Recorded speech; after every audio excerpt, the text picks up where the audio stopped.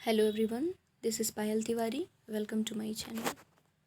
हमारे जो ये 7th चैप्टर है अ चाइल्ड इज़ बॉर्न, इसका 6th पैराग्राफ तक हमने पिछले वीडियो में पढ़ लिया था। तो चलिए आज का वीडियो स्टार्ट करते हैं 7th पैराग्राफ से। Among the rewards of pregnancy in this case as in many others is that the woman gets to go home to visit her mother and sisters. यानी जब एक औरत बच्चे को जन्म दे देती है तो उसके रिवार्ड के रूप में उसको बहुत सारी चीज़ें मिलती हैं इनाम के रूप में। जैसे लोग तारीफ़ करते हैं कि हाँ तुमने ये बहुत बड़ा कार्य कर दिया, और उसकी सफलता को क्या करते हैं, सेलिब्रेट करते हैं। तो उसमें वो जो औरत एक बच्चे को जन्म दी हुई होती है उसको एक गिफ्ट के रूप में क्या मिलता है कि उसे उसके माँ के घर जाने दिया जाता है, जहाँ वो जाती है अपने माँ से, अपनी बहन से मिलती है। The nostalgic tone of the description, which is clearly tinged with rose. Nostalgic मतलब होता है कि वो यादें जो फिर से ताज़ा हो जाएं। Nostalgic tone of the description यानी यहाँ दिखाया जा रहा है कि कैसे जब एक औरत जाती है, एक बेबी जब उसका बॉर्न हो जाता है तो जाती है अपने माँ के घर, तो पुरानी यादें सब ताज़ा हो जाती हैं। विच इज़ क्लियरली टिंग्ड विथ रोज़, यानी जो कि बहुत ही रोज़ी इमेजेस होती है, रोज़ी फीलिंग्स होती है। कहने का मतलब बहुत ही खूबसूरत पल होता है वो।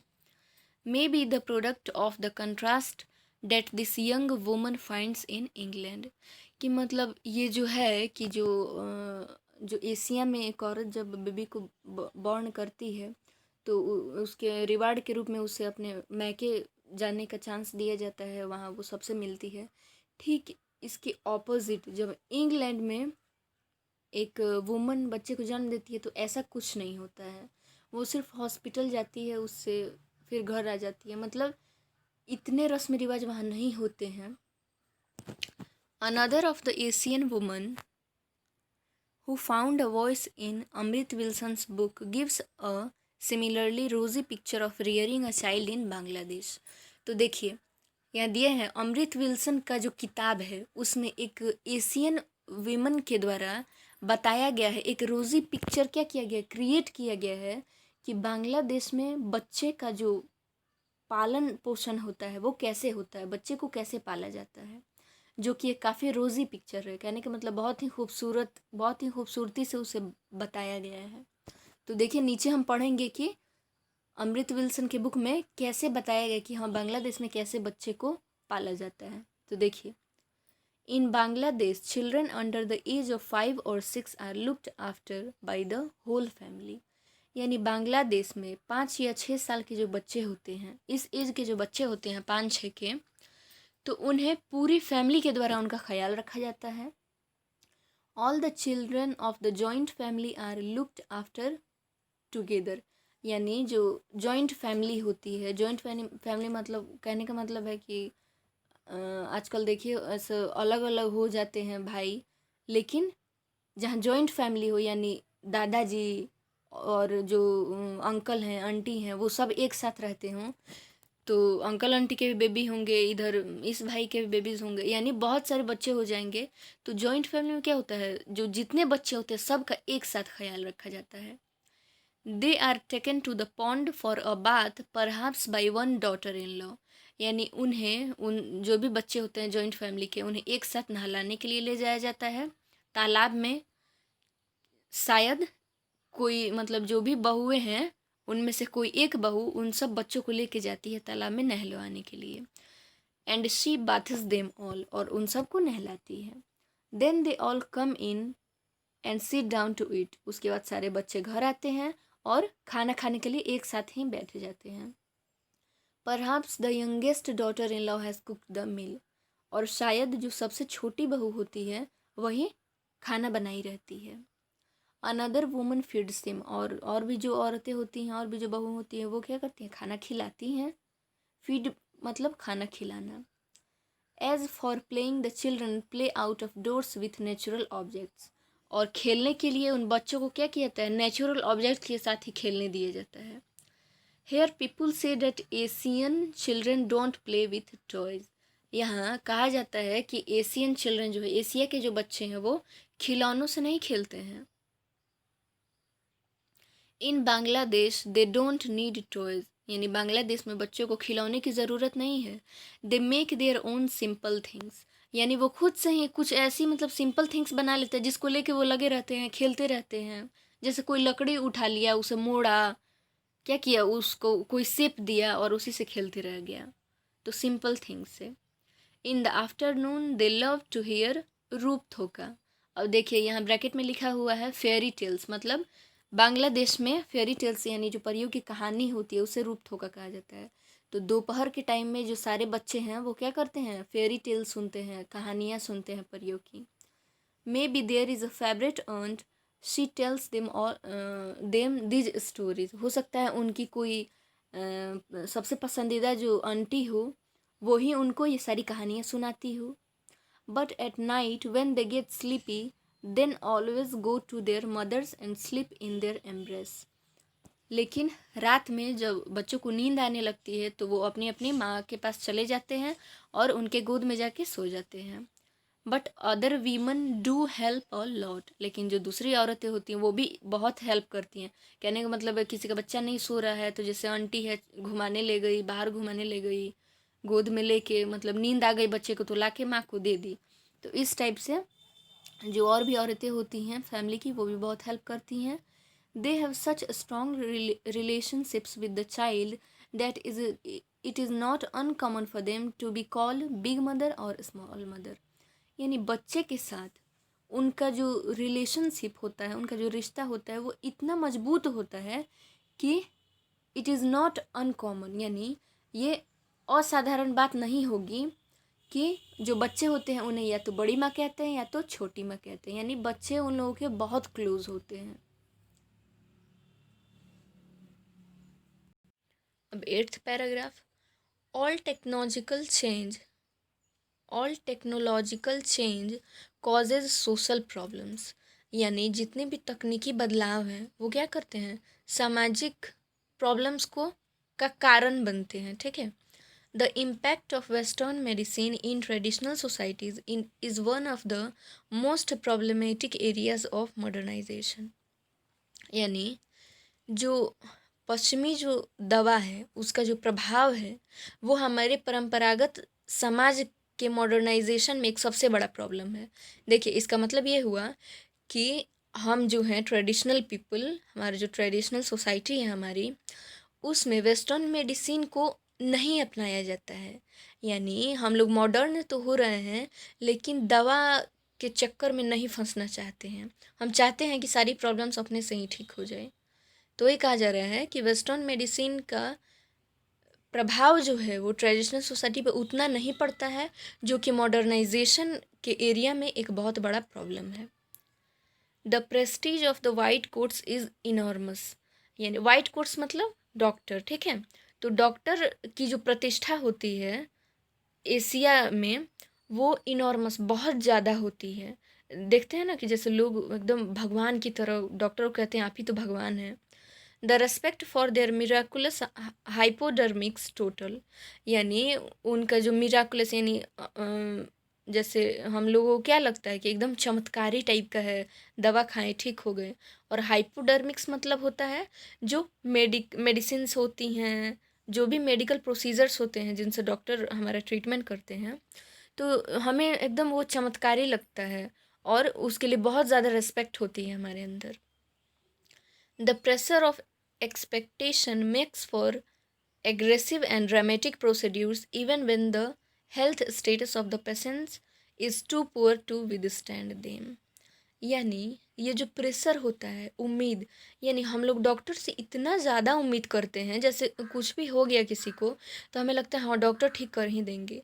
तो हमारा जो ये विश्वास होता है, हमारी जो ये उम्मीद होती है वो कारण बनती है कि डॉक्टर जो है वो क्या होता है, एग्रेसिव होते हैं। यानी उन्हें लगता है कि मैं ही सब कुछ हूँ।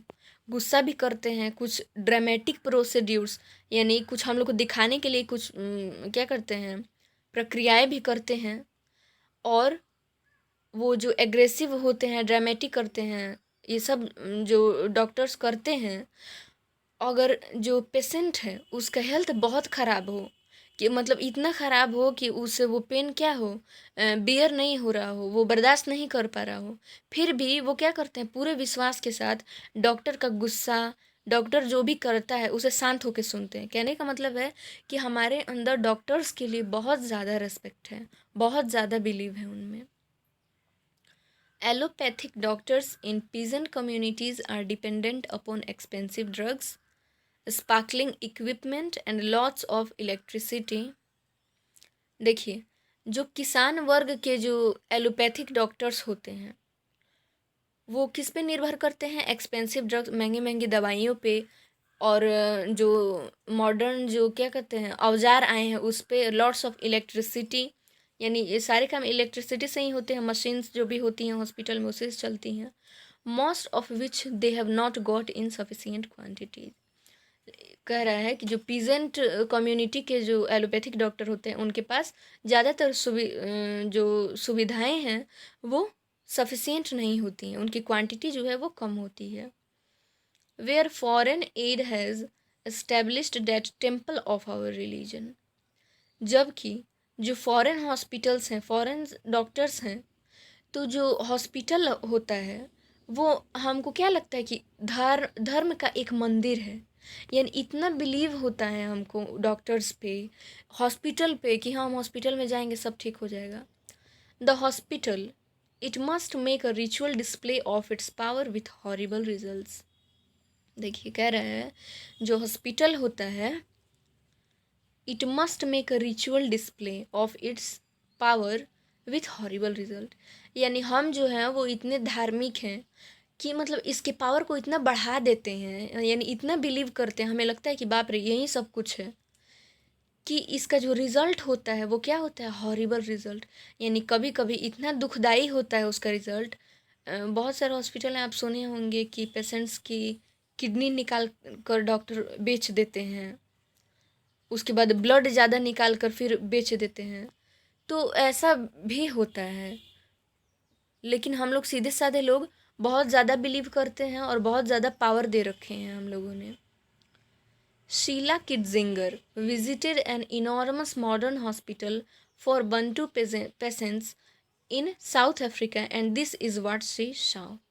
देखिए शीला किड्जिंगर कोई लेडी हैं जो बंटू पेशेंट्स, जो साउथ अफ्रीका में बंटू पेशेंट्स के लिए जो बहुत ही शानदार हॉस्पिटल है, बहुत ही बड़ा, बहुत ही नामी मशहूर, तो वो जब उसमें विज़िट करती हैं, जब घूमती हैं साउथ अफ्रीका के उस हॉस्पिटल में, तो उन्होंने जो देखा वो हमें बता रही हैं। देखिए लिखा है this is what she saw, और ये है जो उन्होंने देखा। अब देखिए उन्होंने क्या देखा।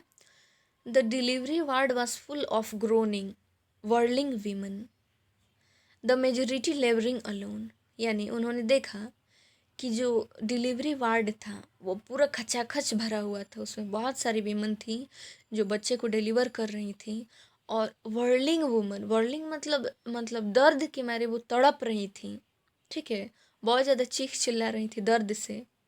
द मेजोरिटी लेबरिंग अलोन, और बहुत सारी औरतें ऐसी हैं जो बच्चे को जन्म दे रही थी अकेले। कहने का मतलब है जो भी पेन है उन्हें देखने वाला कोई नहीं था, यानी उनका देखभाल अच्छे से नहीं किया जा रहा था, वो चिल्ला रही हैं, तड़प रही हैं दर्द के मारे और बच्चे को जन्म दे रही हैं। Oxytocin drips and pumps were in wide spread use, जो पंप होते हैं और जो इंजेक्शन होता है और जो पाइप होता है जिससे पानी चढ़ता है, ये सारी चीज़ें बहुत ज़्यादा मात्रा में वहाँ यूज़ हो रही थी। This was the meeting place of the old Africa and the new technology of the West, यानी ये एक मीटिंग प्लेस था ओल्ड अफ्रीका, पुराने अफ्रीका का, और पश्चिम का जो नई जो तकनीक है उसका, यानी कहने का मतलब वहाँ मशीन्स भी थे, बट ओल्ड अफ्रीका की तरह मतलब मशीन्स तो थे वहाँ लेकिन देखभाल अच्छे से नहीं किया जा रहा था, तो इसलिए लिखा है meeting place of the old Africa and the new technology of the West. Pools of blood lay on the floor like sacrificial outpourings, यानी खून का बांध। कहने का मतलब है कि वो जो फर्श था उस पे इतना ज़्यादा खून बहा हुआ था, इतना ज़्यादा खून की मात्रा थी वहाँ पे कि लग रहा था कि किसी की बलि दी गई हो, इतना ज़्यादा खून फर्श पे था। And Bantu nurses were happy to leave them there as a witness of the blessings of the earth. और जो बंटू नर्सेज थी यानी उस हॉस्पिटल की जो नर्स थी वो खुश थी उन्हें वैसे ही छोड़कर। कहने का मतलब है कि वो क्लीन नहीं कर रही थी उस ब्लड को, वैसे ही छोड़ दिया था उन्होंने एज अ विटनेस, एक गवाह के रूप में कि ये क्या है, ये धरती माता की ब्लेसिंग है, यानी धरती माता का आशीर्वाद है। यहाँ क्या कर रही हैं जो राइटर हैं वो थोड़े गुस्से के साथ ही बोल रही हैं कि उन्होंने खुश हो के एकदम हैप्पी हो के उसे एकदम छोड़ दिया था, ऐसा जैसे कि वो धरती माता का आशीर्वाद हो। While they busied themselves with technologically sophisticated modern equipment and ignored the laboring women as far as possible। यानी उन्होंने खुद को जो मॉडर्न इक्विपमेंट्स औजार हैं, जो मशीनें हैं, नई नई तकनीकें हैं, उसके साथ बिजी कर रखा था। यानी अपने मशीन्स देख रही थी और जो भी कार्य वो कर रही थी। और जो औरतें बच्चे को डिलीवर कर रही थी, लेबर के पेन से गुजर रही थी, उन्हें जहाँ तक हो सके उन्होंने इग्नोर कर दिया था। which it was not so difficult to do as they did not speak the same languages anyway। तो देखिए जो कि उनके लिए बहुत मुश्किल नहीं था, यानी जो लेबरिंग जो वीमेंस थी उनको छोड़ देना उनके हाल पे उनके लिए ज़्यादा मुश्किल नहीं था, क्योंकि जो औरतें जो थीं जो बच्चे को जन्म दे रही थी वो जो भाषा बोलती थी और जो नर्सेज जो भाषा बोलती थी वो दोनों अलग अलग है। तो देखिए मान लीजिए कि मैं किसी के साथ यहाँ खड़ी हूँ, तो मुझे कोई भी काम अगर पड़े तो अगर वो भी आदमी वही भाषा बोलता है जो मैं बोल रही हूँ तो मैं जल्दी उससे हेल्प मांग लूँगी।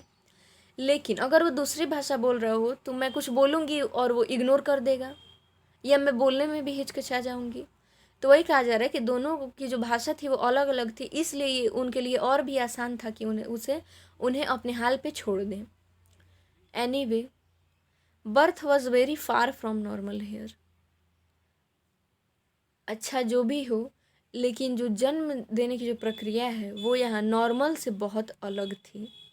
And it was conducted in such a way that I had seen before in American hospitals catering for black clinic patients from large urban ghettos.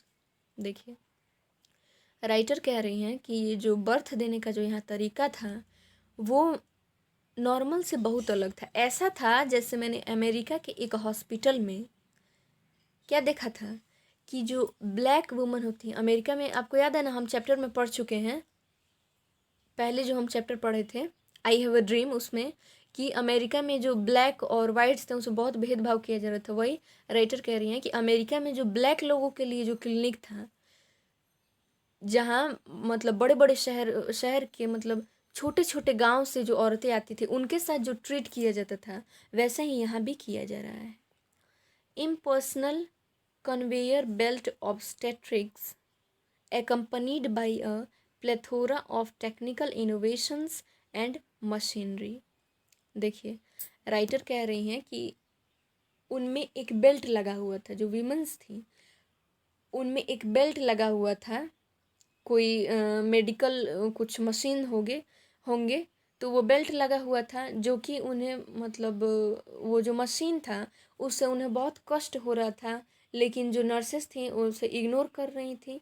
मतलब ऐसा लग रहा था कि उनका शोषण किया जा रहा है, उस टाइप का उनको पेन हो रहा था लेकिन उस पेन पे कोई ध्यान नहीं दे रहा था, बस मशीन्स को यूज़ किया जा रहा था, बेल्ट को यूज़ किया जा रहा था। चलिए 9th पैराग्राफ पे।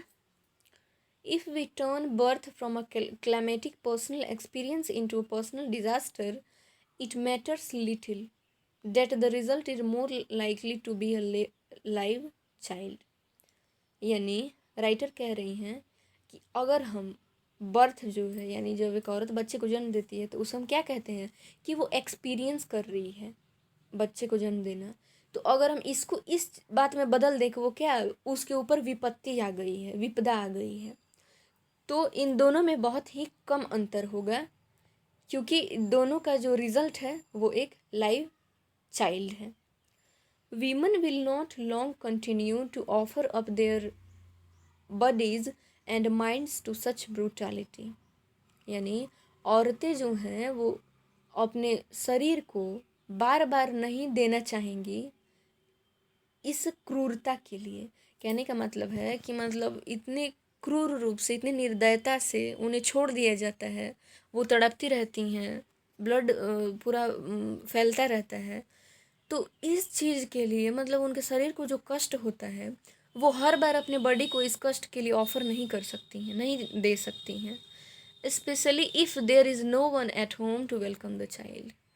और खासकर वो औरतें नहीं ऐसा कर सकती हैं जिनके घर में कोई उनका और उनके चाइल्ड का वेलकम करने वाला ना हो।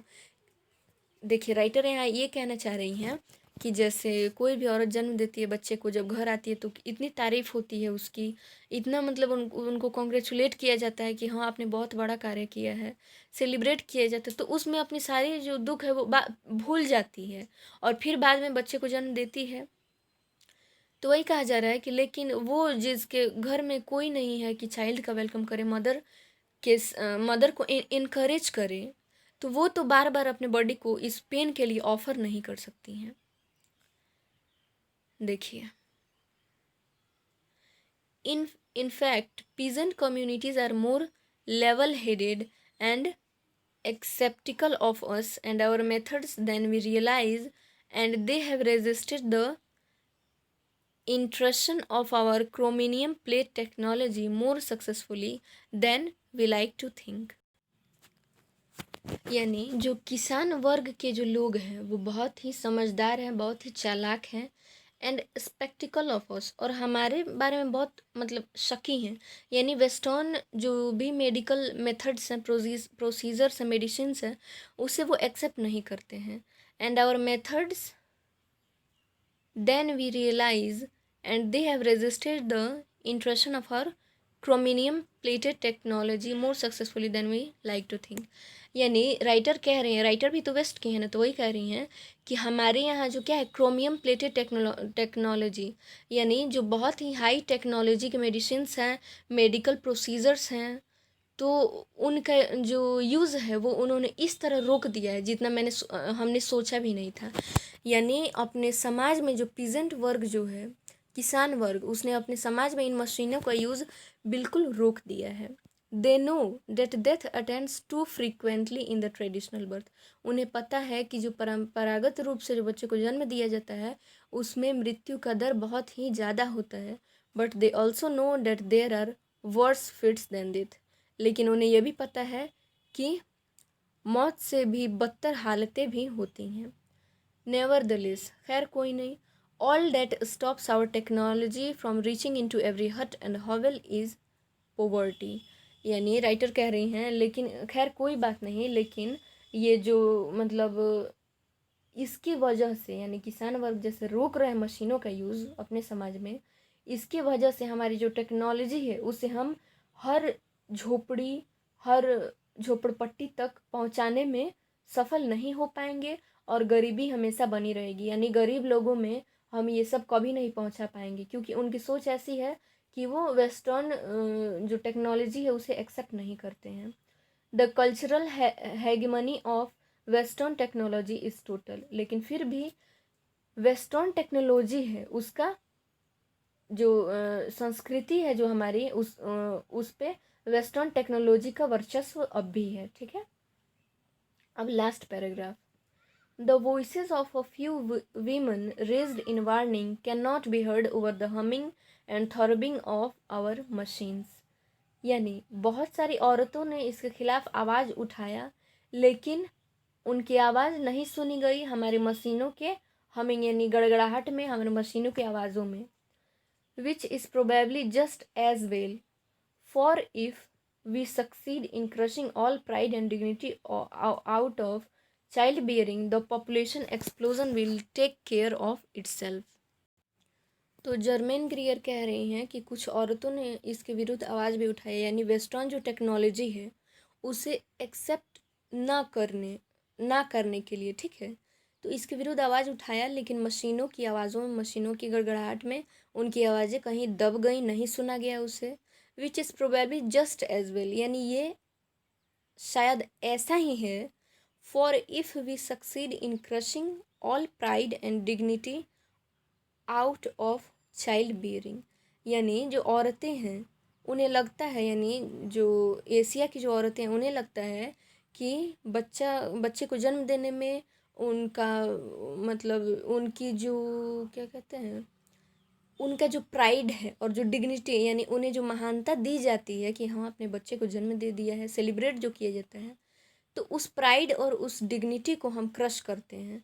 यानी हमारी औरतों को लगता है कि बच्चे को जन्म देने से जो उन्हें डिग्निटी प्राप्त होती है, जो विजेता वो खुद को महसूस करती हैं, तो उसको जो वेस्टर्न टेक्नोलॉजी है वो क्रश कर रही है, दबा रही है। The population explosion will take care of itself. Last में राइटर क्या कह रही हैं कि खैर जो मतलब जनसंख्या है वो खुद अपना ख्याल रख लेगी, यानी जो लोग हैं जो वेस्टर्न टेक्नोलॉजी को एक्सेप्ट नहीं करना चाह रहे हैं वो खुद अपना ख्याल रख लेंगे। तो आज हमारा ये चैप्टर ख़त्म हुआ। चैप्टर लंबा था तो हमने पार्ट पार्ट में इसे बनाया है। तो आई होप कि आपको ये पूरा चैप्टर समझ में आया होगा। और अगर आप ये सारे वीडियोस देख रहे हैं तो आपको फिर ऑब्जेक्टिव क्वेश्चन को आंसर करने में या सब्जेक्टिव क्वेश्चन का आंसर आपको देना हो, आपको कोई प्रॉब्लम होगा ही नहीं, बिल्कुल नहीं होगा। आपको आंसर याद करने की ज़रूरत नहीं है, आपको सिर्फ समझने की ज़रूरत है और अपना जो राइटिंग स्किल है, ताकि जो आपको समझ में आ रहा है उसे आप इंग्लिश में लिख सको, ये इसको आप इम्प्रूव कीजिए। So thanks everyone for watching this video. मिलते हैं नेक्स्ट वीडियो में इस चैप्टर के ऑब्जेक्टिव आंसर क्वेश्चंस के साथ। Thanks everyone.